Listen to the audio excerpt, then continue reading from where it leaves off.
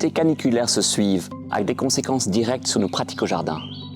Pour économiser l'eau, nous pouvons mettre en place des techniques telles que l'arrosage en soirée, du paillage et pourquoi pas des Zoyas. Si vous ne connaissez pas encore les Zoyas, il est grand temps de s'y intéresser. Ces grands pots en terre cuite permettent d'économiser jusqu'à 70% d'eau. En effet, vous les enterrez auprès des plantes, vous les remplissez d'eau et ainsi elles vont diffuser lentement l'eau au plus proche des racines. Si le prix des Zoyas est un frein, sachez que vous pouvez en fabriquer vous-même. Pour un Zoya, il suffit d'avoir 2 pots en terre cuite, de préférence pas de vernis ni pain, et de taille identique, de la colle imperméable et du silicone, et puis un bouchon.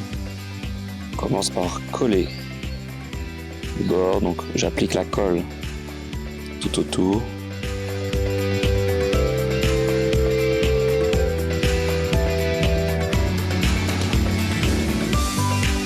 On applique les 2 pots, d'où l'importance d'avoir la même taille, la même circonférence. On laisse sécher le temps nécessaire. Donc j'applique bien le joint de silicone pour être sûr que mon joint est bien étanche.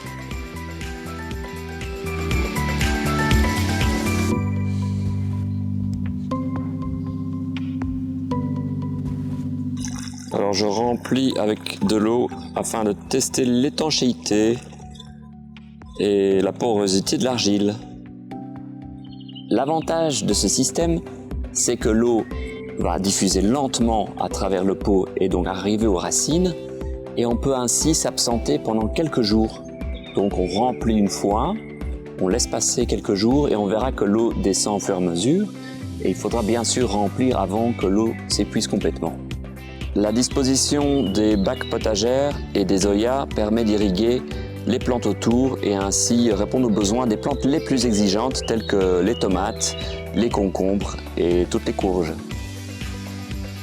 On peut trouver des Zoyas de différents volumes dans le commerce et également des petits Zoyas en forme de pointe qui permettent d'irriguer les petits jardinières ou les pots qui nécessitent un remplissage plus régulier.